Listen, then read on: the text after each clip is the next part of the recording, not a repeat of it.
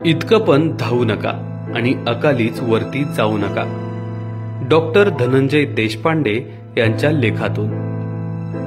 अनेकदा आपण आपल्या कामाला झोकून देऊन इतका वेळ देत असतो की आपल्याजवळ आपल्यासाठीच वेळ उरत नाही आणि मग एक दिवस असा येतो की धावून आपण जे काही कमवलं, बँक बॅलन्स, फ्लॅट, गाडी, ऐश्वर्य, जे काही कमवलं ते पाहण्यासाठी, त्याचा आनंद घेण्यासाठी आपणच जिवंत नसतो. मित्रांनो, ही कहाणी आहे जामनगर, गुजरातच्या अत्यंत यशस्वी अशा डॉक्टरची अचानक थांबलेली जीवनयात्रा. आजवर 16,000 हृदयविकार रुग्णांवर उपचार करून त्यांना जीवनदान मिळवून दिले होते, असे हे डॉक्टर गांधी स्वतः प्रसिद्ध कार्डिओलॉजिस्ट अर्थात हृदयविकार तज्ज्ञ होते. इतकंच नव्हे तर कमी वयात हल्ली अटॅक येत आहेत हे पाहून त्यांनी स्वतः एक मिशन सुरू करून त्याद्वारे सर्वांना जागे करत होते. इतक्या लहान वयात 16,000 ऑपरेशन्स त्यांनी केले, म्हणजे रोज सुमारे 17 ते 18 तास काम करत असणार. तेही हृदयाचे ऑपरेशन्स म्हणजे अत्यंत नाजूक व तितकंच स्ट्रेसफुल काम. असेच एके दिवशी ते दवाखान्यात जायला निघाले आणि रस्त्यातच त्यांना छातीत कळ आली आणि दवाखान्यात पोहोचेपर्यंत सगळं संपलं होतं. हजारोंचे जीव वाचवणाऱ्याचा जीव मात्र कुणालाच वाचवता आला नाही. इतका त्यांना आलेला तो अटॅक तीव्र होता.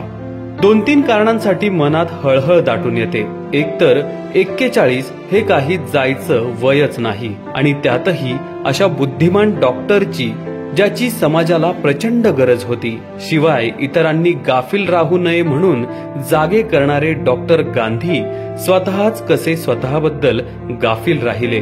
मला एकदम आपल्या डॉक्टर नीतू मांडके यांची आठवण आली. तेही असेच झोकून देऊन काम करणारे हार्ट स्पेशालिस्ट डॉक्टर.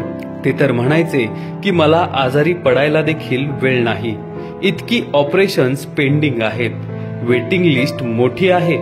मात्र तेच अटॅकने तडकाफडकी गेले. कामाचा प्रचंड ताण आणि त्यातून होणारा मानसिक ताण आणि त्यातून मग ओघानेच येणारा अटॅक. वाईट वाटतं खूप अशा वेळी. अर्थात एकेकाळी ऐन 40शीत असताना मलाही अटॅक आलेला.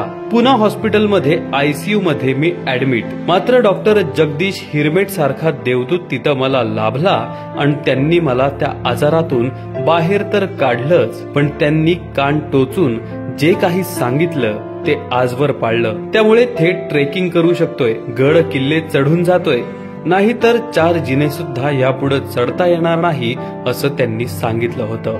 शॉर्ट मध्ये सांगतो, वेळेनुसार जेवण, पुरेसा आहार आणि नो जागरण ही त्रिसूत्र त्यांनी दिलेली, जी आजवर काटेकोर पाळतोय.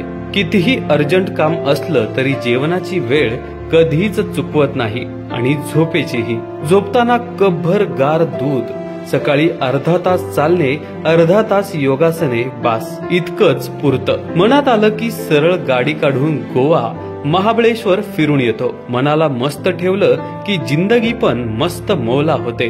4 लोक काय म्हणतील याला फाट्यावर मारा. ते मनावर घेत बसून ताण घेतला तर तुम्ही फोटोत जाऊन बसाल आणि तेच 4 लोक तुमच्या फोटोला हार घालायला येतील. त्यामुळे फोटोत जायचं नसेल तर ताण घेणे सोडा. मंडळी, स्वतःला कामात इतकं पण झोकून देऊ नका की तुम्ही कोणत्याच कामाचे राहणार नाही किंवा मग राहणारच नाही.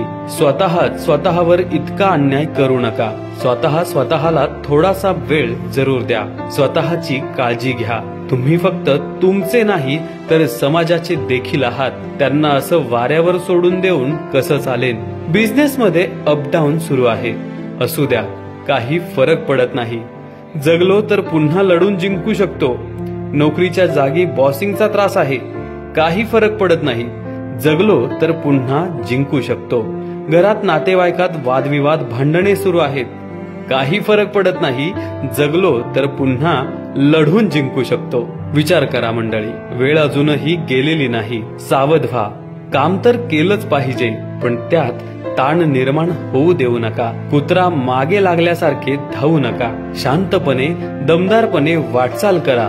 मग अटॅक येणार नाही हे नक्की. त्यासाठी शुभेच्छा.